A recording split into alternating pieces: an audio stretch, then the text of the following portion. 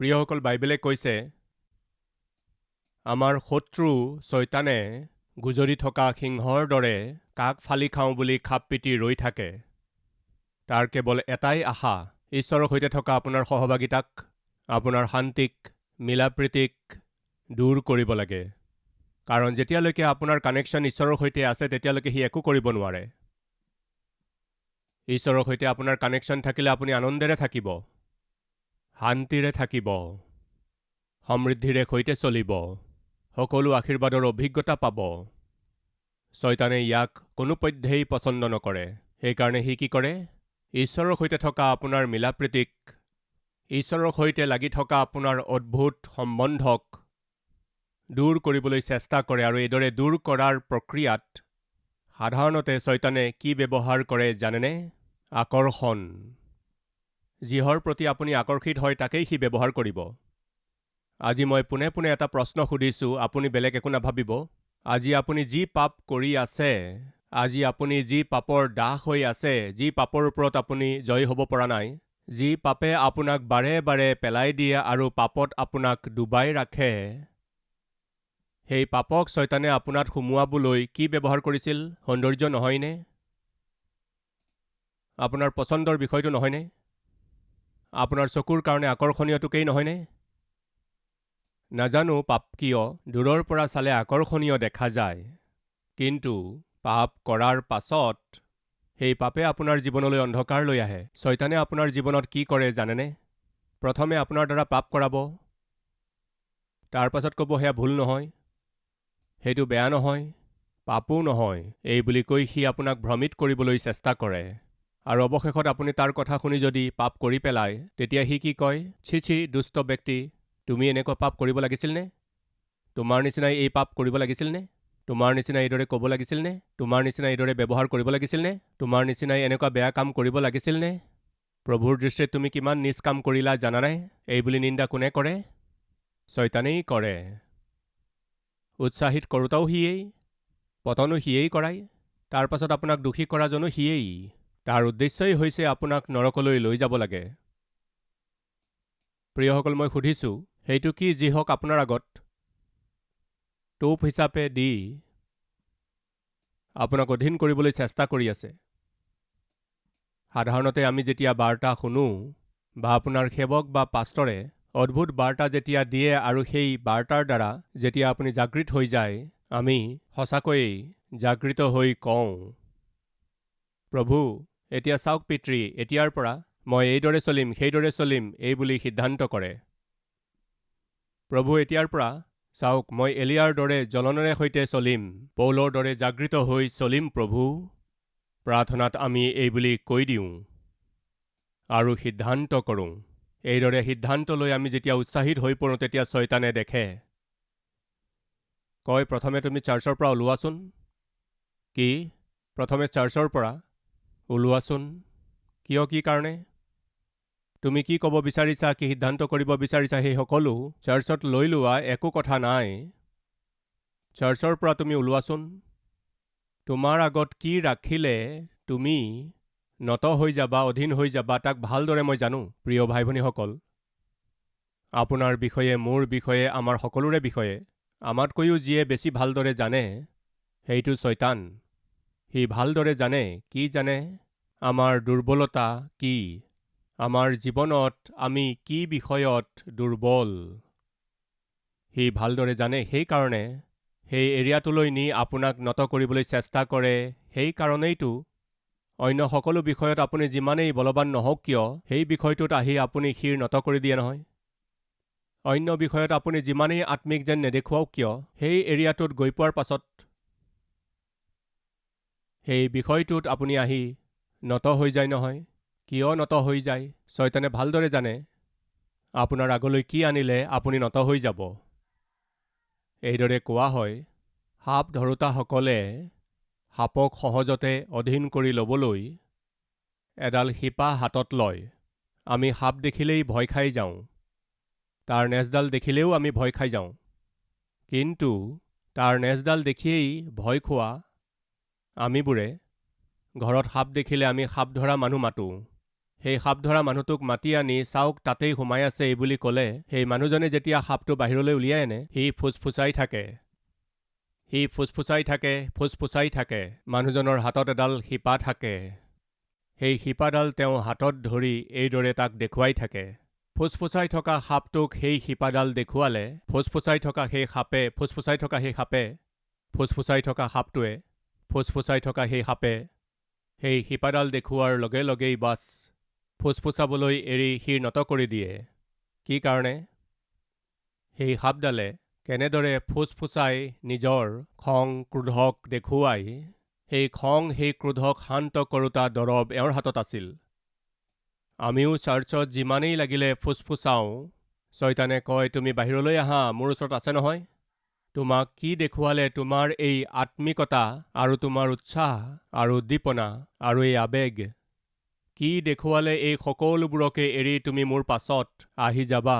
বাহিৰটো ওলাই আহা, চাৰ্চৰ পৰা ওলাই আহা। মই সুধিছোঁ প্ৰিয় ভাই ভনীসকল, সেই সাপডালৰ খং আৰু ক্ৰোধক শান্ত কৰিবৰ কাৰণে সাপ ধৰা মানুহজনৰ হাতত এবিধ দৰৱ আছে। তেন্তে শয়তানে আজি আপোনাক কি দেখুৱাই আপোনাৰ আত্মিকতাক শান্ত কৰি আছে? সেইটো কি হয় যিয়ে শয়তানে আপোনাৰ আগলৈ আনি ঈশ্বৰৰ প্ৰতি আপোনাৰ উৎসাহক বা পবিত্ৰ জীৱন যাপন কৰাৰ আশাক, প্ৰাৰ্থনাৰ প্ৰতি থকা আপোনাৰ পিয়াহক, অনেকক উদ্ধাৰ কৰিব লাগে সেই দায়িত্ব আৰু সেই হাবিয়াসক আজি আপোনাৰ জীৱনত নাথাকিবলৈ সি আপোনাক কি দেখুৱাই আপোনাৰ অদ্ভুত আত্মিকতাক হেঁচি ধৰি আছে? উত্তম পৰিচৰ্যাক আৰু এজন উত্তম সেৱকক আজি নিজৰ অধীন কৰিছে। এবাৰ ভাবকচোন আমি কাৰ অধীন হৈছোঁ? প্ৰিয়সকল, সেইদিনা শয়তানে হাৱাক অধীন কৰিবৰ বাবে সৌন্দৰ্যকেই ব্যৱহাৰ কৰিলে। নাপাহৰিব, আপোনাৰ জীৱন, মোৰ জীৱনক নাশ কৰিবলৈ শয়তানে যিকোনো বিষয় ব্যৱহাৰ কৰিব পাৰে আৰু আজি ব্যৱহাৰ কৰাবোৰৰ ভিতৰত যিহৰ আপুনি অধীন হৈ পৰিছে, কিবা কৰি সি জানি যায়। এই সঁজুলিটো ব্যৱহাৰ কৰিলে আপুনি ধৰা পৰিব। সেই সঁজুলিটো কি?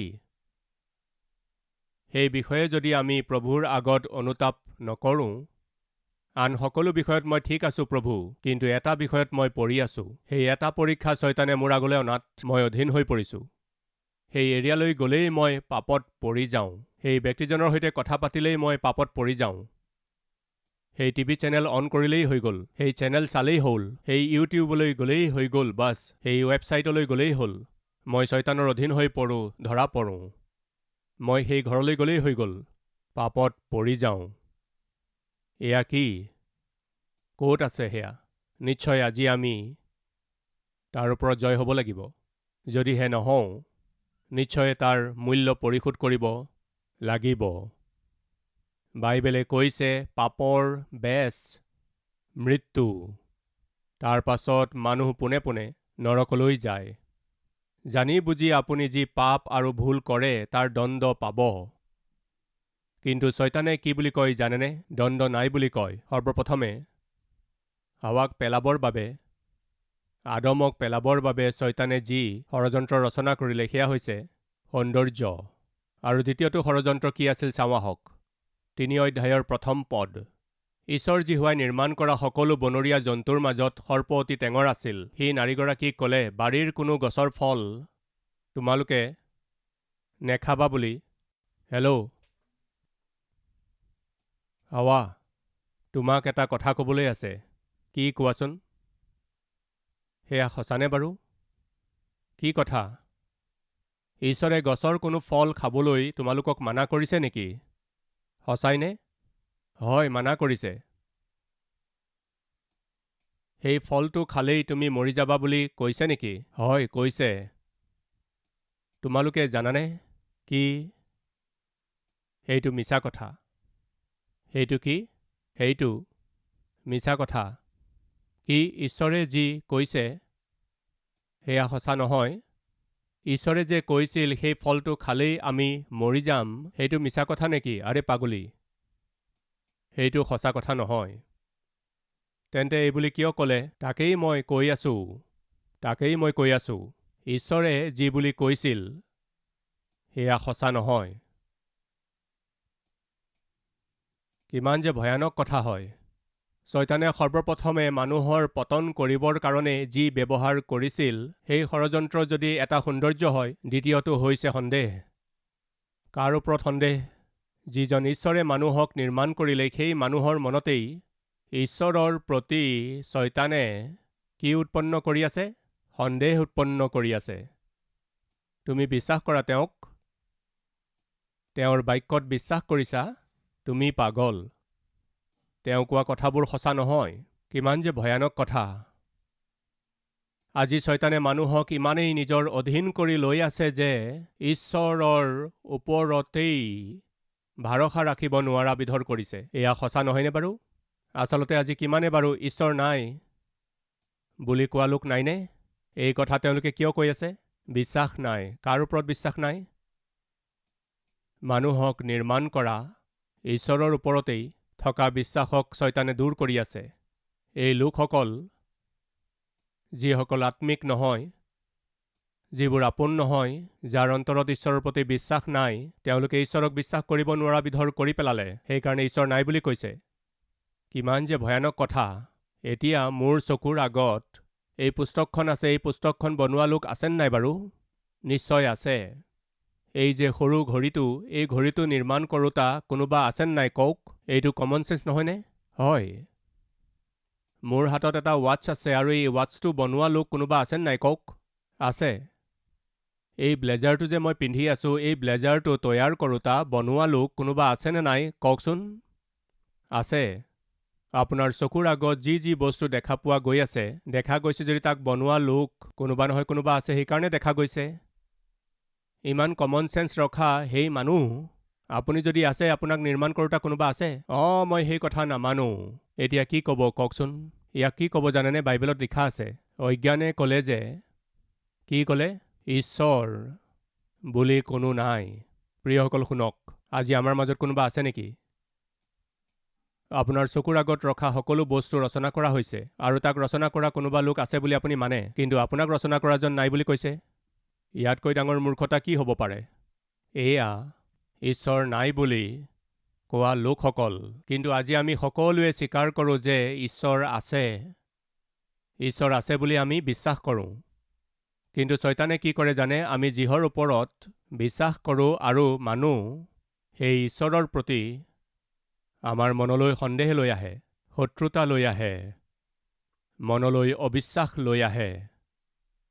আৰম্ভণিৰ পৰাই যি ছয়তানে আক্ৰমণ কৰি আহি আছে, কাৰ ওপৰত জানেনে? ঈশ্বৰৰ বাক্যৰ ওপৰত, তেওঁৰ কথাৰ ওপৰত। ঈশ্বৰে এইবুলি ক'লেনে? এই কথাটো ক'লেনে বাৰু? তাৰ মানে কিহৰ ওপৰত সন্দেহ উৎপন্ন কৰি আছে? ঈশ্বৰৰ বাক্যৰ ওপৰত। সেই বাক্যক বিশ্বাস কৰিবলৈ দিব নালাগে। সেইকাৰণে আজি গোটেই বিশ্বতে পবিত্ৰ বাইবেলৰ ওপৰত যিমান অধিক আক্ৰমণ হৈ আছে, এই পৃথিৱীৰ আন কোনো পুস্তকৰ ওপৰত হোৱা নাই। কোনো পুস্তকক ফলা আপুনি দেখিছেনে? কোনো পুস্তকক জ্বলাই দিয়া আপুনি দেখিছেনে? গোটেই বিশ্বতে আটাইতকৈ অধিক পঢ়া পুস্তকখন হৈছে বাইবেল। এতিয়াও গিনিজ বুকছ অৱ ৰেকৰ্ডছত সকলোতকৈ অধিক বিক্ৰী হোৱা পুস্তক বাইবেল। আৰু আটাইতকৈ অধিক অনুবাদ কৰা পুস্তক হৈছে বাইবেল। আৰু সকলোতকৈ অধিক আজিও প্ৰিণ্ট হোৱা পুস্তকখন বাইবেল। এই বুলি গোটেই বিশ্বই জানে। ইমানেই কিয়? প্ৰিয়সকল, আপুনি এই কথা জানেনে? জন গুটনবাৰ্গৰ দ্বাৰা প্ৰিণ্টিং প্ৰেছ আৱিষ্কাৰ হোৱাৰ পাছত সকলোতকৈ আগতে প্ৰিণ্ট কৰা পুস্তকখন হৈছে বাইবেল। সৰ্বপ্ৰথমে ভাৰতবৰ্ষত কি গ্ৰন্থ প্ৰিণ্ট হৈছিল কওকচোন? বাইবেল। প্ৰিয়সকল, আন দেশৰ কথা বাদ দিয়ক, আমাৰ ভাৰতবৰ্ষতেই সৰ্বপ্ৰথমে যি পুস্তকখন প্ৰিণ্ট কৰা হৈছিল আমাৰ দেশত, সেইখন বাইবেল। কাৰণ আমাৰ দেশত সৰ্বপ্ৰথমে যিজনে প্ৰিণ্টিং প্ৰেছ আনিছিল, তেওঁ হৈছে উইলিয়াম কেৰী নামৰ ইংলেণ্ডৰ নিবাসী। ইংলেণ্ড দেশৰ নিবাসী উইলিয়াম কেৰীয়ে যেতিয়া প্ৰিণ্টিং প্ৰেছ আমাৰ দেশলৈ লৈ আহিল, তেওঁৰ দ্বাৰা প্ৰিণ্ট কৰা হোৱা প্ৰথম পুস্তক হৈছে বাইবেল। গোটেই বিশ্বতে সকলোতকৈ অধিক পঢ়া হোৱা পুস্তকৰ ভিতৰত সকলোতকৈ অধিক প্ৰিণ্ট কৰা পুস্তক হিচাপে সকলোতকৈ অধিক অনুবাদ কৰা পুস্তক বুলি জনা হৈছে যদি, এনে পবিত্ৰ গ্ৰন্থ বাইবেলক কিয় নষ্ট কৰিব বিচাৰে? আপুনি হয়তো নাজানিব পাৰে, মই আৰু মোৰ পৰিয়ালৰ লোক এতিয়া খ্ৰীষ্টীয়। এটা সময়ত আমাৰ পৰিয়াল নাইবা মই, মোৰ মা দেউতা খ্ৰীষ্টীয় নাছিল। খ্ৰীষ্টৰ বিষয়ে কথা পাতিলে, আলোচনা কৰিলে বা নাম ল'লে নাজানো কিয় বৰ খং কৰিছিল, এক ধৰণৰ ঘৃণা কৰিছিল আৰু শত্ৰুতা কৰিছিল। এনেকুৱা বিৰোধ কৰোঁতা আৰু ঘৃণা কৰোঁতা পৰিয়াল আছিল আমাৰ পৰিয়াল। কিছুমানে আজিও বাইবেলৰ প্ৰতি শত্ৰুতা কৰে। আজিও আমাৰ পৰিয়ালত পত্নীয়ে বাইবেল পঢ়াটো স্বামীয়ে ভাল নাপায়, বাইবেলখন ধৰিলেও ভাল নাপায়। প্ৰিয়সকল, বৰ শান্তিৰে ল'ৰা ছোৱালীয়ে নগ্ন ছবি থকা মেগাজিন যদি ঘৰলৈ লৈ আহে, মাক বাপেকে বৰ মন নিদিয়ে। অযথা সাপ্তাহিক পত্ৰিকা, উপন্যাস, অযথা চিনেমাৰ পত্ৰিকা, নগ্ন ছবি থকা পুস্তকবোৰ, অযথা আৰ্টিকুলৰ পুস্তকবোৰ যেতিয়া সন্তানবোৰে পঢ়ে, মাক বাপেকে ইমান মনোযোগ নিদিয়ে। এতিয়া চেলফোন আহি গ'ল যেতিয়া তেওঁলোকৰ ইচ্ছা। যদি মাক দেউতাকে সন্তানক কয় যে তুমি এইদৰে অনবৰতে মোবাইলত লাগি থাকিব নোৱাৰিবা, এই বুলি ক'লে আজিকালিৰ অৱস্থা কি হয় জানেনে? সন্তানে মাক বাপেককো এৰি দিবলৈ প্ৰস্তুত আছে আৰু কিছুমান পত্নীটো স্বামীকো এৰিবলৈ প্ৰস্তুত।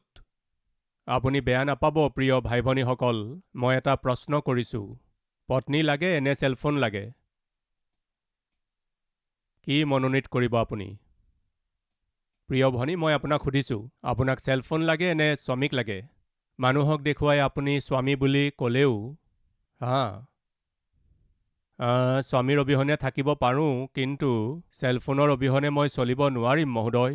এয়া হৈছে আজিৰ বাস্তৱিক অৱস্থা। ইমান কিয় প্ৰিয়সকল? সন্তানে কান্দিলে আগতে মাকে খেলাইছিল, নিচুকনি গীত গাইছিল। এতিয়া মাকৰ ইমান ধৈৰ্য ক'ত আছে কওক? সৰু সন্তানটোৱে যদি কান্দি আছে তেন্তে মাকে তাক খেলোৱা নাই, জোনটোক দেখুওৱা নাই, নিচুকনি গীত গাই শুনোৱা নাই, তাৰ হাতত চেলফোন ধৰাই দিয়ে। নাজানো এয়া কি কথা। তাৰ বয়স 1 বছৰো হ'ব পাৰে, 7 মাহো হ'ব পাৰে। 1 বছৰ বয়সৰ হ'লেও সি চেলফোন দেখিলেই নিজৰ কান্দা বন্ধ কৰি দিয়ে প্ৰিয়সকল। তাৰো অভ্যাস হৈ গ'ল। এনেকুৱা অৱস্থা। প্ৰিয় ভাইসকল আৰু ভনীসকল, আৰম্ভণিৰ পৰা শয়তানে কিহৰ ওপৰত আক্ৰমণ কৰি আছে জানেনে? ঈশ্বৰৰ বাক্যৰ ওপৰত। যি বাক্য ঈশ্বৰে কৈছে সেই বাক্যৰ ওপৰত শয়তানে আক্ৰমণ কৰি আছে। সেই বাক্যৰ ওপৰত হাৱাই বিশ্বাস নকৰিব পৰা কৰিলে। ইমান কিয় প্ৰিয়সকল? আব্ৰাহাম আৰু ছাৰাক ঈশ্বৰে মনোনীত কৰিছিল নে নাই? হয়, কৰিছিল। সন্তান দিম বুলি কৈছিল নহয়? হয়, কৈছিল। তেওঁলোকে বিশ্বাস কৰিছিল নে? হয়, কৰিছিল। এইদৰে বিশ্বাস কৰাৰ পাছত এদিন ছাৰাই আহি, স্বামী আপোনাক এটা কথা ক'বলৈ আছে। কি কোৱা? ঈশ্বৰে আমাক সন্তান দিবলৈ প্ৰতিজ্ঞা কৰিছে ঠিকেই, কিন্তু নাজানো কিয় মোৰ অলপ সন্দেহ হৈছে। কিয়? কি সন্দেহ? ল'ৰা হ'বনে নাই বাৰু? তেন্তে তুমি কি বুলি কোৱা? মোৰ গৰ্ভৰ পৰা জন্ম হওক বা নহওক, মোৰ দাসী হাগাৰ আছে নহয়। তাইৰ গৰ্ভৰ পৰা আপোনাৰ দ্বাৰা পুত্ৰ হ'লে তাকেই নিজৰ পুত্ৰ ভাবিম, এই বুলি কৈ সন্দেহ কৰিয়েইতো প্ৰিয়সকল সেইদিনা ছাৰাই নিজৰ স্বামীৰ ওচৰলৈ নিজৰ দাসীক পঠিয়ালে। ছাৰাই কাৰ ওপৰত সন্দেহ কৰিলে কওকচোন? সাক্ষাৎ ঈশ্বৰৰ বাক্যৰ ওপৰত। প্ৰিয় ভাই ভনীসকল, অনুগ্ৰহ কৰি মন কৰিব, আপোনাৰ জীৱনলৈ যেতিয়া কষ্ট আহে, আপোনাৰ জীৱনলৈ যেতিয়া সমস্যা আহে, আপোনাৰ জীৱনলৈ হঠাতে কিবা বেমাৰ আহিলে, সকলো ঠিক আছিল, সুস্থ হৈ আছোঁ, একোৰে অভাৱ নাই, এইদৰে ভাবি থকাৰ সময়ত হঠাতে আপোনাৰ স্বাস্থ্য নষ্ট হ'লে, চাকৰিত ঠিকে আছে, চাকৰি ভাল, পাৰ্মানেণ্ট হৈ গ'ল, ভাল দৰমহা পাইছে, সন্তানক পঢ়াব পাৰি আছোঁ, আৰ্থিকভাৱে কোনো সমস্যা নাই, এইদৰে ভাবি থকাৰ সময়তে হঠাতে আৰ্থিকভাৱে কষ্ট পাব লগা হ'লে, জোঁৱাই আৰু ছোৱালী ভালদৰে আছে, আমি ভাল জোঁৱাই এজন পালোঁ, এইদৰে আপুনি ভাবি আছিল আৰু আনন্দেৰে সকলোকে কৈ আছিল। আনন্দিত হৈ থাকোঁতেই হঠাতে এদিন জীয়েকে ফোন কৰিলে, মা, তেওঁ এজন ভাল মানুহ, ময়ো এই বুলি বিশ্বাস কৰিলোঁ, আপুনিও বিশ্বাস কৰিলে, 6 মাহ একেলগে থকাৰ পাছত জানিলোঁ তেওঁৰ বহুতো লেতেৰা লেতেৰা অভ্যাস আছে। এই কথা শুনি মাক ব্যাকুল হৈ পৰিল আৰু জীয়েকো ব্যাকুল হৈ পৰিল। এয়া কি আইজনী, বৰ ভাল জোঁৱাই পালোঁ বুলি আমি ভাবিছিলোঁ, এয়া ঈশ্বৰৰ ইচ্ছা বুলি ভাবিছিলোঁ, তেওঁ আত্মিক বুলি ভাবিছিলোঁ, এতিয়া এইদৰে কিয় কৈ আছা? এয়াইতো মা, তেওঁ আত্মিক বুলি ভাবিছিলোঁ, বাপ্তিস্ম লোৱা লোক বুলি ভাবিছিলোঁ, কিন্তু আমি যেনেকৈ ভাবিছিলোঁ তেনেকুৱা নহয়, বৰ দুষ্ট, মোক বহুত দুখ দি আছে মা। এনেকুৱা স্থিতি, এনেকুৱা পৰিস্থিতি আহিলে সাধাৰণতে আমি কাক প্ৰশ্ন কৰোঁ জানেনে প্ৰিয়সকল? কওকচোন, কাক প্ৰশ্ন কৰোঁ? ঈশ্বৰকেই প্ৰশ্ন কৰোঁ। এই বিবাহখন কৰাৰ আগতে ঈশ্বৰৰ আগত আমি সুধিছিলোঁনে বাৰু, প্ৰভু আপোনাৰ এয়া ইচ্ছা হয়নে নহয়? নাই সোধা। এই বিবাহখন কৰাৰ আগতে আমি কাক যোগাযোগ কৰিছিলোঁ? দিন বাৰ চোৱা লোকক যোগাযোগ কৰিছিল, সঁচা নহয়নে? খ্ৰীষ্টীয় লোকে দিন বাৰ নাচায়নে বাৰু? কোনটো দিন ভাল হ'ব নাচায়নে? অন্ধবিশ্বাস নাই বুলি ক'বনে? কেইবাবাৰো মোৰ ওচৰলৈ ৱেডিং কাৰ্ড আনি আশীৰ্বাদ দিবলৈ কয়। সেই ৱেডিং কাৰ্ডখন মই হাতত লৈ চাওঁ, ৱেডিং কাৰ্ডখন দিয়াত নাচালেতো নহ'ব। তেওঁলোকৰ আনন্দৰ বাবে ৱেডিং কাৰ্ডখন খোলোঁ, তাক চাওঁ, ল'ৰাজনৰ নাম কি, ছোৱালীজনীৰ নাম কি চাওঁ, ক'ৰ বিয়া আৰু কোনে বিয়া দি আছে সেইবোৰ চোৱাৰ পাছত বিবাহ 11:09 আহা, পবিত্ৰ বিবাহ কেইটা বজাত আছে? 11:09 আছে। এইবোৰ কি? কি কাৰণত 11টা বজাত নোৱাৰে, 12টা বজাত বিয়া পাতিব নোৱাৰে? পবিত্ৰ বিবাহ বুলি কৈছে, পবিত্ৰ ঈশ্বৰ নামি আহিব বুলি কৈছে, পবিত্ৰ সেৱক বুলি কৈছে, পবিত্ৰ সমাজ, পবিত্ৰ মণ্ডলী বুলি কৈছে। এই সকলোৰে মাজত পবিত্ৰ বিবাহ হ'ব লাগে, কিন্তু বিশেষ সময়ৰ ভিতৰত হ'ব লাগে। মূৰ্খ প্ৰিয়সকল, মূৰ্খামি। আৰম্ভণিৰ পৰাই ঈশ্বৰে কি কৰি আছে জানেনে? ঈশ্বৰৰ কথাবোৰৰ ওপৰত, ঈশ্বৰৰ বাক্যৰ ওপৰত আক্ৰমণ কৰি আছে। সঁচাকৈয়ে নে? ঈশ্বৰে কৈছেনে? হয় কৈছে। কি কৈছে? এই ফলবোৰৰ যিকোনো ফল খাব পাৰা, কিন্তু এই ফলটো নাখাবা বুলি কৈছে, খালেই মৰি যাবা। কোনে ক'লে তোমালোকক এই কথা? তেওঁৰ কথা সত্য বুলি ভাবিছা? এয়া সঁচা নহয়, এয়া সঁচা নহয়। তেওঁ কোৱা কথা সঁচা নহয়। সাক্ষাৎ ছয়তানে ঈশ্বৰৰ বাক্যৰ ওপৰতেই আক্ৰমণ কৰিলে, ঈশ্বৰৰ বাক্যৰ ওপৰত আক্ৰমণ কৰি আছে। এই বাক্যক লোকসকলৰ মাজলৈ যাবলৈ দিয়া নাই। আমি যিসকল সেৱক আছোঁ, আমি যি মণ্ডলীৰ পালক আছোঁ, মণ্ডলীক দিবলৈ আমাৰ যদি কিবা আছে, সেয়া হৈছে ঈশ্বৰৰ সিদ্ধ বাক্য।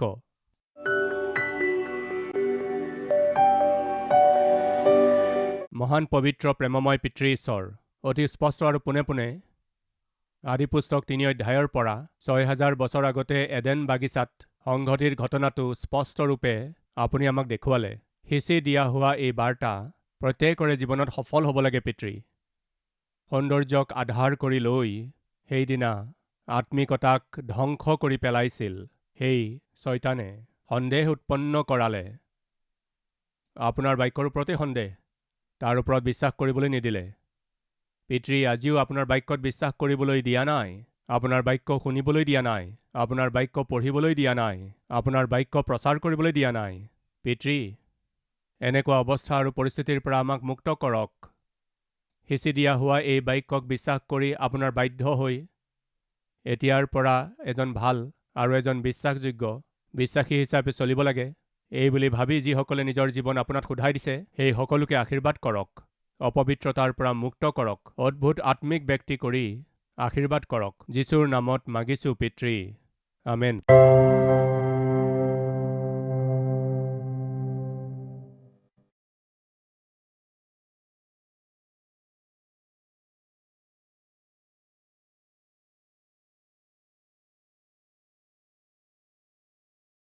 আমাৰ ঠিকনা কালবাৰী, পোষ্টবক্স নম্বৰ 30, কুকটপল্লী, হায়দৰাবাদ 72।